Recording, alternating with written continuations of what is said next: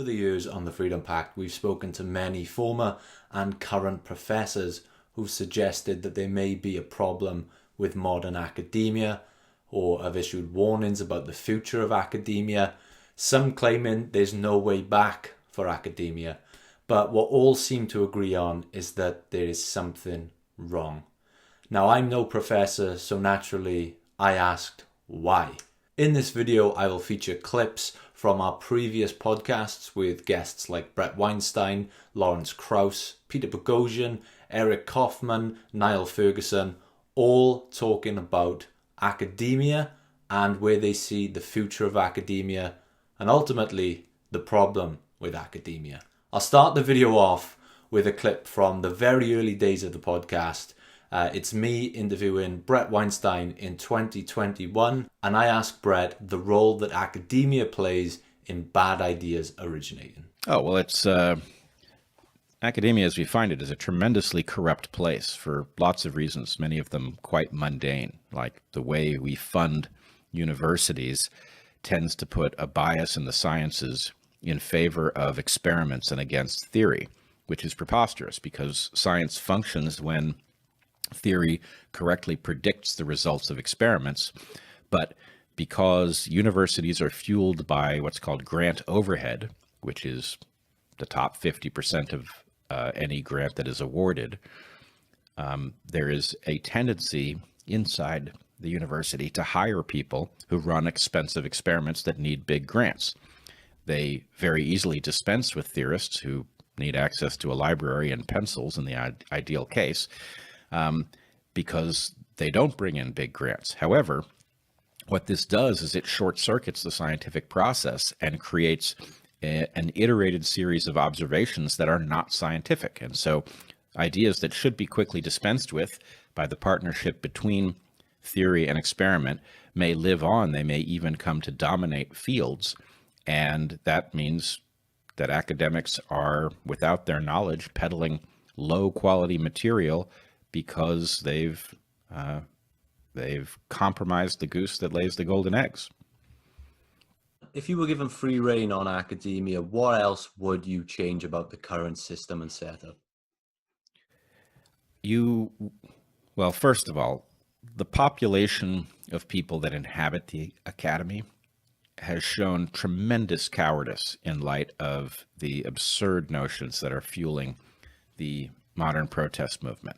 And so I would say we have a basic problem, which is that the culture of academia is timid and compliant in the face of power. It has tolerated really low-quality ideas like postmodernism, critical race theory, queer theory, and that in some sense it's hard to imagine the system being corrected without a turnover in who is in the faculty, and that turnover would have to be accompanied by some sort of a plan to get more courageous, deeper thinkers into those chairs in a way that they were safe enough to stick around. So I must say I'm kind of not optimistic about the prospects of academia in the next generation or two because it is so broken. We have allowed the problem to get so bad that it will be very difficult to rescue the institutions. I should also say, though, we should rescue them. For one thing, they have all these beautiful campuses that have everything you need to run a really good educational institution. So it would be the perfect place to do it if you decided to be serious about education and research. What role is kind of academia playing in this kind of division that we've discussed? Corruption's one word. I'm not sure it's the best word to use to describe modern academia. I would say the biggest problem is a huge skew to the left that has made academic life more than it's ever been deeply unrepresentative of a wider society. The ratio of Democrats to Republicans amongst American professors is, depending on which subject you're looking at, somewhere between 14-1 to 17-1 to, in anthropology, you can't figure it out because there are no conservatives. So I think that is a much more pronounced skew than was true in the 70s or 80s. People say, oh, there's always been political correctness. That misses the point. What has happened is that the academy has become a place in which progressive, not just liberal, but progressive thought is dominant, and it's intolerant in the sense that there is no tolerance of a dissenting view. That means that, unlike in the 1980s, when I was an undergraduate, right-leaning academics and students feel very inhibited about speaking out. And so there's less free speech on university campuses now than in pubs. That can't be a healthy thing. When I was starting out in academic life, part of the appeal of it was, here were places where you could think the unthinkable and say the unsayable if you could back it up with evidence. These were places where you had arguments at the highest level, and it was no hold bars intellectual combat. If you had the data, if you had the evidence, you could win the argument, even if your position was in some ways a kind of unpalatable one. One of the things that drew me to the United States was that it seemed to me that US economists were particularly willing to engage in intellectual combat in this way, and that this was producing really terrific work. We've lost that in a relatively short space of time. In other words, in the space of less than 20 years, we've entered this era of wokeism in which if you step out of line and say something that causes any minority group to take offense, you risk being cancelled. You risk losing your job. At the very least, you'll suffer reputational damage. And that means that the majority of people who are rather timorous, since cowardice is a very powerful force in history, say to themselves, well, I don't want to be that guy. I don't want to be out there like Bret Weinstein being flayed alive by his own university. And I don't want to be Eric Kaufmann on the receiving end of an absolutely disgusting Twitter attack by some group of woke students, misrepresenting things that he has said and done, and trying to present him as some kind of racist. It's absolutely abhorrent to me that this kind of thing is done, because in fact, Eric Kaufmann does excellent work, including a really, really good report that was published just a few months ago on precisely this problem that we're talking about. In fact, almost the best study of the problem of academia today in the UK and the US and in Canada, where he's actually from originally. And so for making that kind of argument, for arguing that we have a problem of free speech, people feel that they have to self-censor, he becomes the target for just the kind of social media hit that is designed to intimidate people into silence. I thought that Twitter thread was disgusting. And I think the people who published it should be thoroughly ashamed of themselves. Those are the people who are the enemies of free speech and free inquiry. And it's their behavior that is making academia such an intolerable place, an intolerant place. And if the Birkbeck authorities pay any heed at all to the attack on Kaufmann, they will be doing themselves as well as him a great, great disservice. Unfortunately, all too often in these cases, the attacks are taken seriously by university administrators, even when they come from a small number of politically motivated individuals. And all too often, the administrations engage in highly questionable inquiries and investigations, which usually are entirely without due process, that then put the academic in question into a kind of, at best, naughty corner, and at worst, into some kind of disciplinary process. So this better not happen at Birkbeck. If it does, I will certainly join, I'm sure, a great many people who will speak out strongly against it and in favor of Kaufmann. Why do you think that people like yourself, like Bret Weinstein, like Steven Pinker, like Neil Thin, have kind of become these targets? Are there any common denominators there? Yeah, I mean, I think there's a clash between the sort of pursuit of scientific reason and pursuing the facts where they lead, and social justice activism, which, I mean, it's a clash of priorities, what Jonathan Haidt would call the truth-seeking university versus the social justice university. And essentially, we have a group of people who want to elevate the social justice stuff to the top of the pyramid. And whenever the truth-seeking stuff in some way clashes with the social justice stuff, then the truth-seeking stuff has to be thrown under the bus. I mean, that is really their worldview. So they are kind of counter-enlightenment. And in a way, you can see that in the radical studies fields where there's a lot of criticism of science as Western Eurocentric.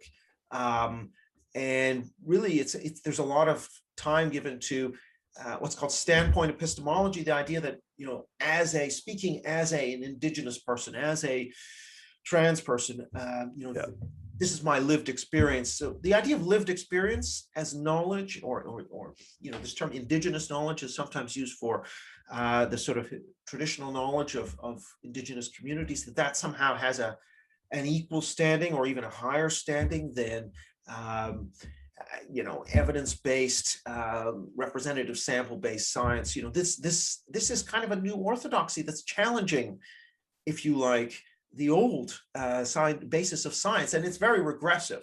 So the term regressive left, I think, is suitably applied to that group. So yeah, they're really seeking to overturn, in a way, the values of the traditional university. It's interesting that earlier you mentioned Neil Thin, because it was I think it was this morning actually. I was reading about that, and so Neil Thin is from the University of Edinburgh, and the students here, they accused him of racism and sexism, and his views apparently were described as problematic, triggering, offensive, bigoted, racist, misogynistic, and transphobic. All the usual. Yeah, all the usuals.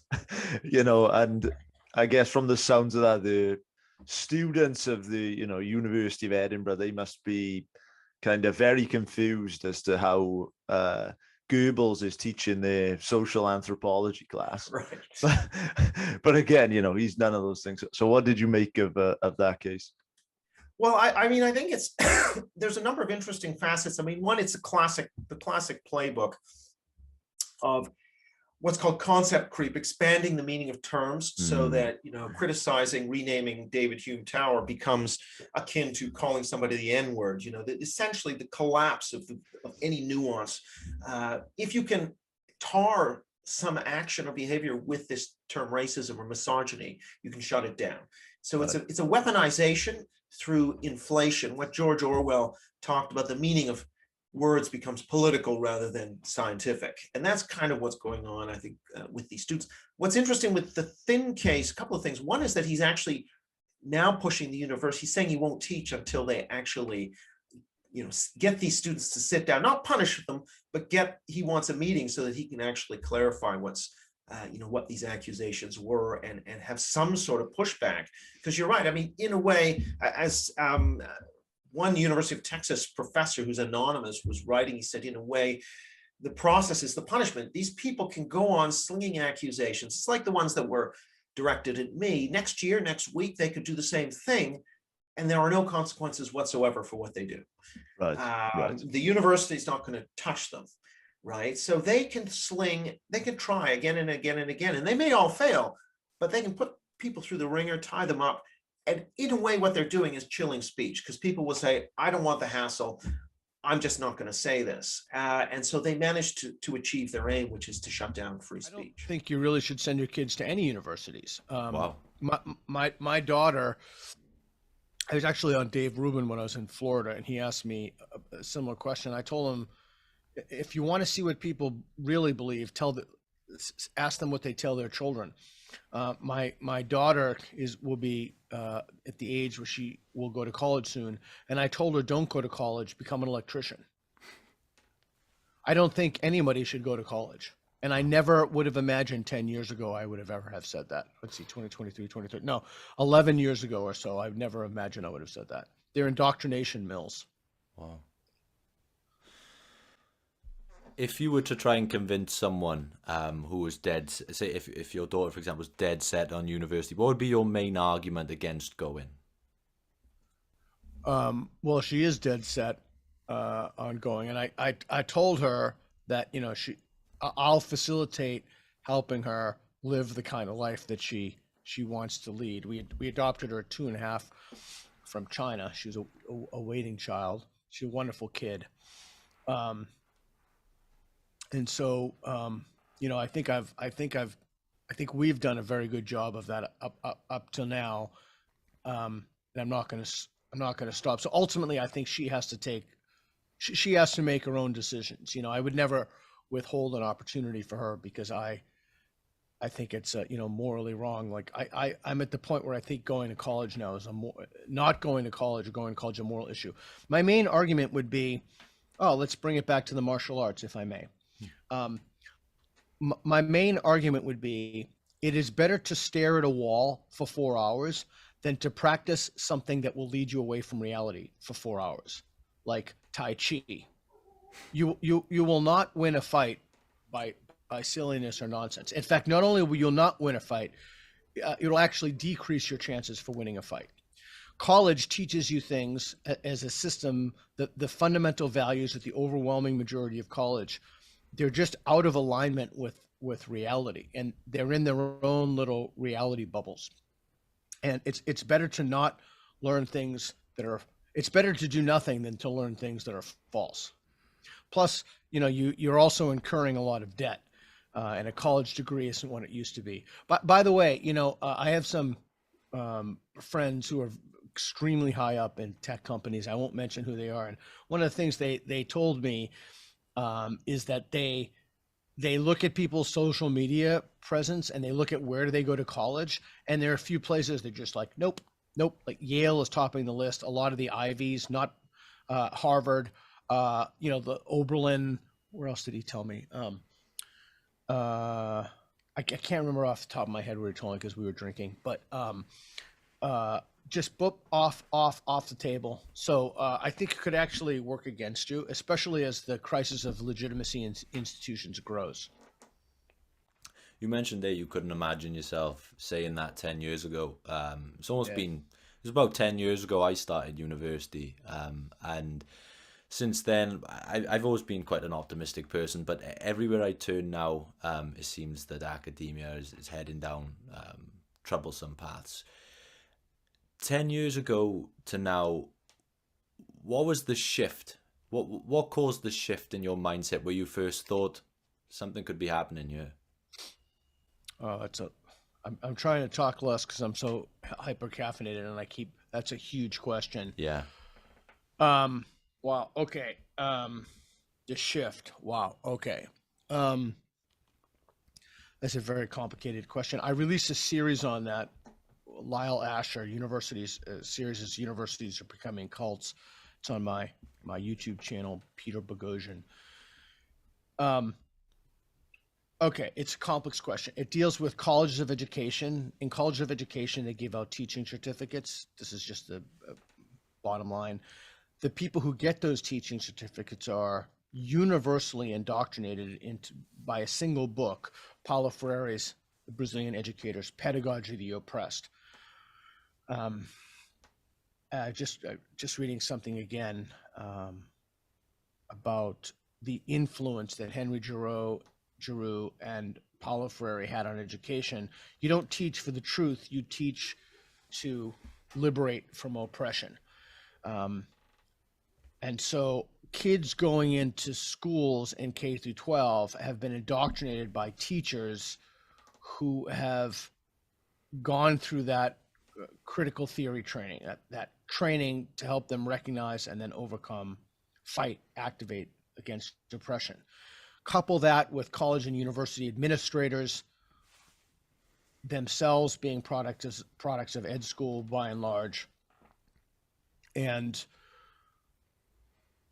people getting degrees, then getting out and going into the workforce and taking things like trigger warnings, safe spaces, microaggressions, etc. And the new one is belonging, which you hear a lot more of recently. Inclusion is another one, another biggie. So you have that manifest in the workforce. You also have what I published a piece in Wall Street Journal about. You also have idea laundering, so that the ideas in journals, they're just the musings of ideologues that in peer review journals that pass themselves off as knowledge, but they're not knowledge. So you have this constellation of factors that converged in what Helen Pluckrose and James Lindsay in Cynical Theories call applied postmodernism. And it's basically taking the old postmodernists, Derrida, Foucault, et cetera, the French thinkers, and how that's manifested. So I think that manifestation is in the disciplines, across the disciplines. It started in fringe departments with fringe folks like gender studies. It slowly seeped out to humanities. Then it seeped out to the university infrastructure, and it's in STEM, and you see it in things like diversity statements, et cetera. But it's been a very rapid blitzkrieg without a war. Where do you see this battle between AI and academia going? Well, I have to tell you, I know this is going to get me in trouble, but this is like maybe the one bright spot in this bleak landscape. Are you telling me that suddenly people are going to become concerned because they're going to realize that undergraduate education doesn't mean anything? Oh, well, good. Fine. You're decades late. Okay. Undergraduate education doesn't mean anything. PhDs, we're going to stop listening to them because maybe they got their degrees by leveraging AI and they don't really know what they're talking about. Yeah, I got news for you. The PhDs, they don't know what they're fucking talking about. Okay. They don't. So anyway, I guess my point is, I do think it's actually positive that this is going to get us to look at a bunch of things that we took seriously, even though we shouldn't have. And we're going to look at them skeptically, right? That's good. That really has to happen. But that doesn't, so my role in the universe has in part for the last 20 years been saying, look, you have a captured system. It's broken. It can't do the thing that it's supposed to do. And you don't get it because the bridges don't fall down right away, right? You've got a system that is crippled. It's an essential system and it's crippled, but you're still running on its legacy power. And then people don't get it because the bridges aren't falling down. And then people are like, well, then what do we do? I don't know. Can we go back 20 years and have that conversation again and talk about what to do about it as it was unfolding? Because that would have been the time to do something about it. Now we have an emergency. Right now you've got AI is going to throw everything into chaos, and you don't have enough people who remember how to think to reboot the system. Right? So you've just compounded the catastrophe.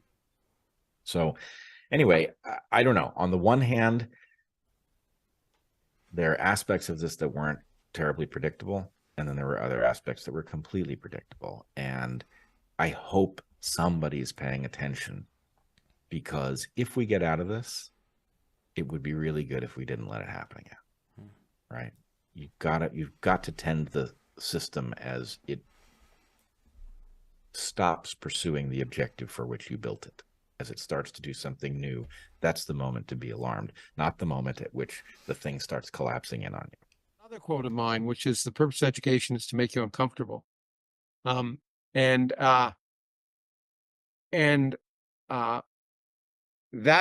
has gotten much, unfortunately, that's what I'm more concerned about now. It's true that there's a problem of validating ignorance, in the sense that education, again, when it comes to non-religious things, when it comes to secular religious things, you're seeing a lot of educators validating ignorance when it comes to sex, being binary, for example. But the real problem to me is a much bigger concern that people don't want to be uncomfortable. If they're uncomfortable, you shouldn't use words that might offend them, as you point out, or that might, cause them any other kind of discomfort. And that's just so ridiculous. Creating safe spaces for students so they don't hear certain words. That's not what education's for. And and that's become so ingrained in many educational systems that I worry about that a lot more. Yes. So I was in university between 2014 and 2017. Now I'm You often look so told young. You look so young. I don't think you still were, but anyway. Many people have told me, and many academics I've spoken to have told me that university, say 20 years ago, was a completely different environment to where it was probably when I was still in university. That it used to be a place you went to, you know, because you were actively looking for someone to challenge your ideas, and that's not really the case anymore. How have you seen academia change over time throughout your career? Well, I agree with. I mean, I have seen it now. It's really been in the last 10 years, less or less. I've seen the effect more strongly. I when I was. It's funny when I started teaching, the students were more conservative than I was, and when I retired, I'd say that in the whole they're less conservative, in the sense that, that these ridiculous notions of political correctness and offense and victimization and postmodern ideas like everything must be thought of in terms of power struggles and oppression. That's really impacted. And you know, I did in England, I did a debate at the Oxford Union. It was an online one a few years ago on the premise. The debate question was, everyone is religious.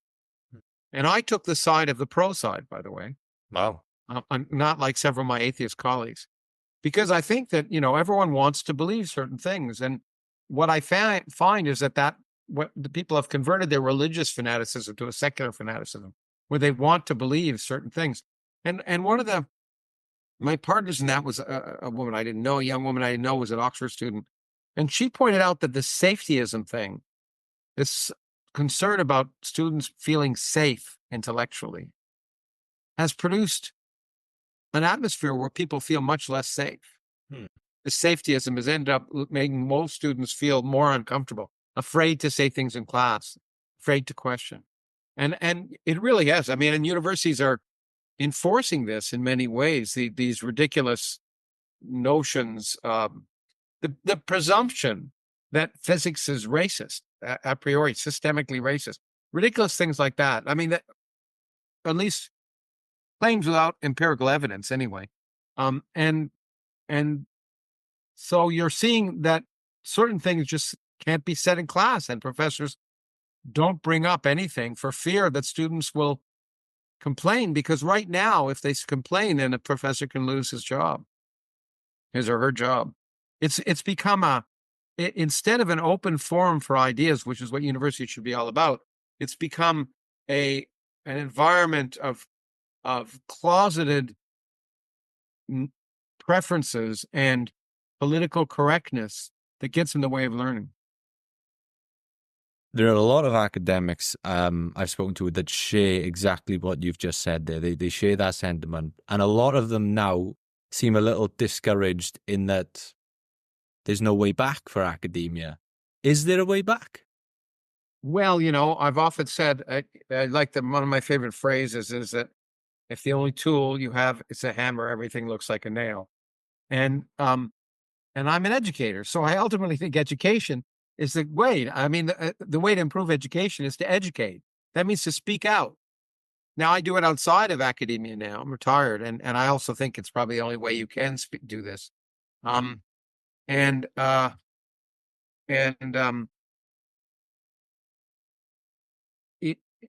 think by speaking out is the way to save it. By pointing out the problems and getting people to think about the issues, and fighting everywhere you see limitations on free speech, on open questioning and open debate.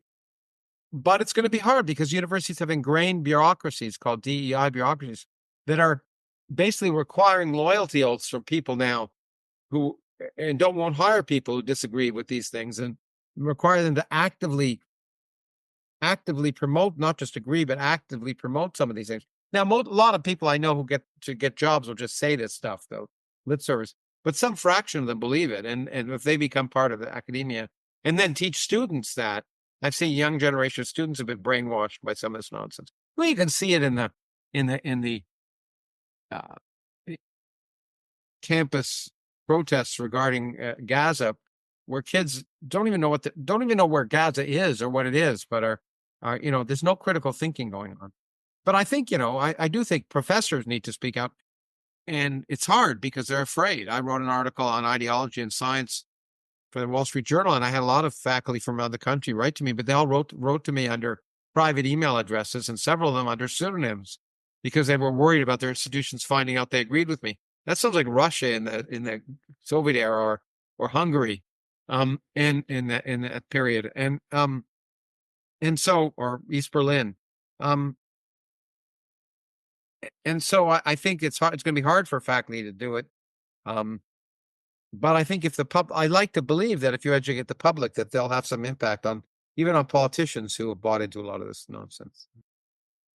If you enjoyed that compilation video, I will leave links in the description for all of those episodes if you want to go back and rewatch them in full, or if you want to listen to them on audio platforms like Spotify and Apple Podcasts, I will leave the links below as well. Please subscribe to the channel. It's the #1 way you can help support the Freedom Pact show, and we hope to see you in our next episode. Thanks for watching.